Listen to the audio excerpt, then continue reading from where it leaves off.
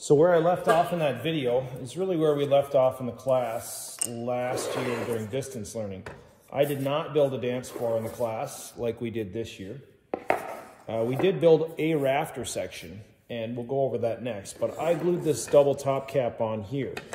What you should all be doing is really getting the satisfaction of tipping your wall sections up one at a time and putting them onto a base. Now I've got mine on here already, so I can set this on.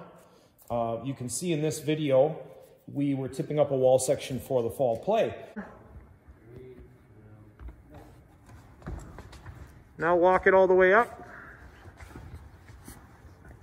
just till it's vertical. And that is really typical on a construction site. It's one of the great things about working on a framing crew is you have to work together at times physically to move large components that are tacked together. In this case, I've got my wall sections tipped up here, and I do have them glued so that they are flush with the outside of the building. At least my double top plate here is correct, so I'm flush all the way around. But I can go ahead and commit here to putting this down to my dance floor. And because we don't have nails, we're just going to use glue. Doesn't take a lot of glue here to stick to this cardboard, but I'm going to glue my bottom plate all the way around.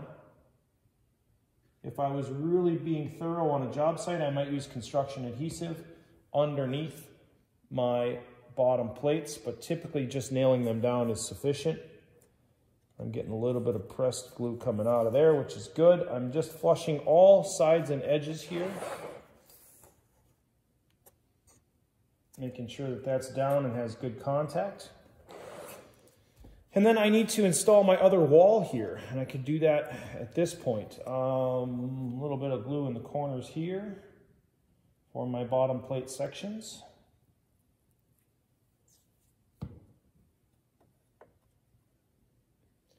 I want this to be centered, and I can just visually center that. That's going to be close enough on a scale model. And then remember that I had that top plate that went across the top, which is not glued on yet, so I'm going to glue that down.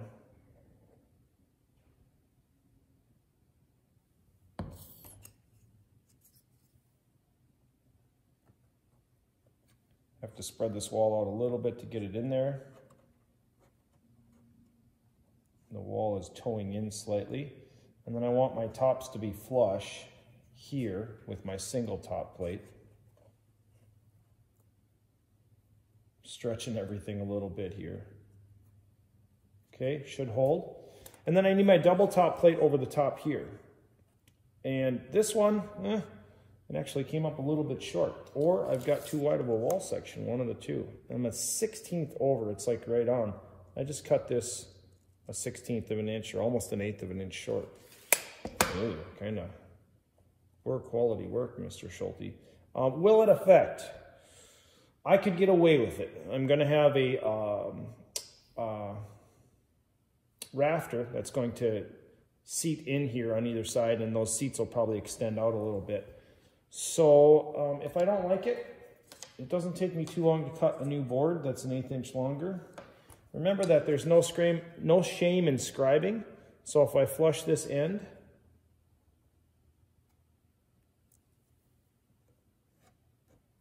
strike a line there, make that cut.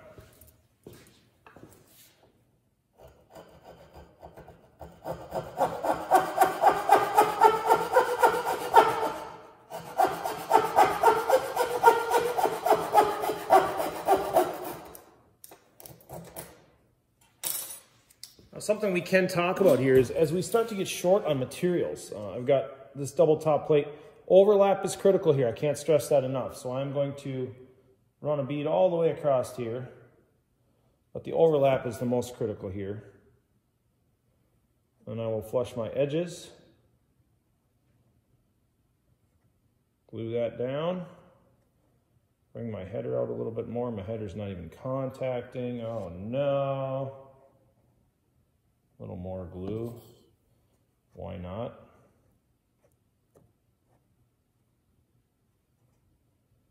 We're just using our construction adhesive as a spacer fill there. There, we're getting some material coming out of there. flushing and flushing and flushing. Flushing. Okay, I can live with that. Oh, maybe scrape off some excess glue, huh? Okay. To fill in here, I need these heights to be the same, and one of the pictures that I need to see from you is number one, the overlap in the corner, and number two, the overall building height. And in this case, from the bottom of my plate, I should be 8 inches to the top of the double plate, which I am. I'm pulling right off the corner down here, and I've got exactly 8 inches. If I go all the way down, I'm somewhere right around 9 inches, just a little bit shy. So I'd like to see this photo, and what this tells me is my wall height is correct, and I've got an overlap for my double top plates, tying these together. The last thing I can do here is I need to fill in the rest of this. Now, this does not need to be a continuous board because a 12-inch board is of high value. We only sent so much long material.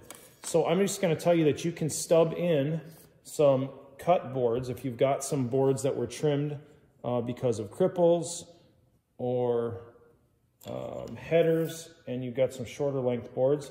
You can piece these in. We just really need a consistent seat height all the way around. And then this last one, no shame in scribing. Put it up here. Make a mark. I'll cut that to fit.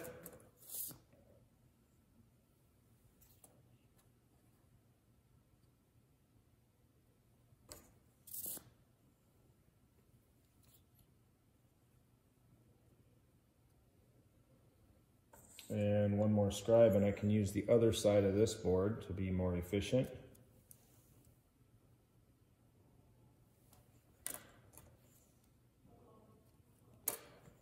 And I've got 2 cuts to make there.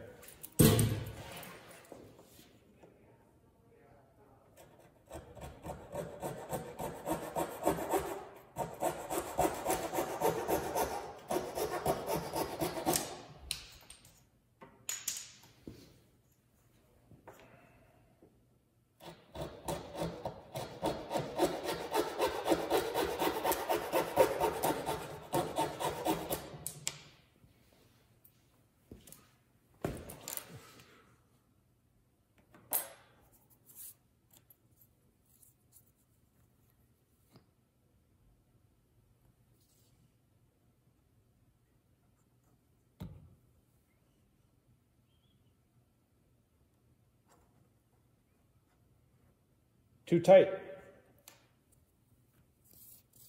Let's check this one before we glue it. Hey, this one fits.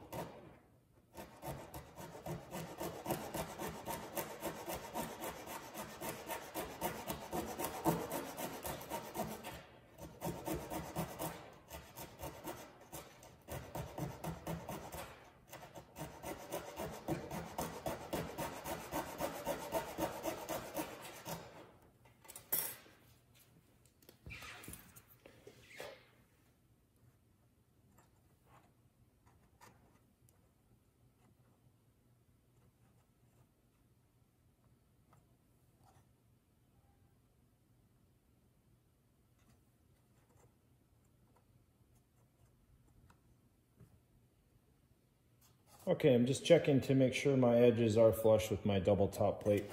And now I have a structure that the walls are tied together on the bottom and the top. I've got a pretty rigid structure. I'm ready to start looking at putting on a roof system.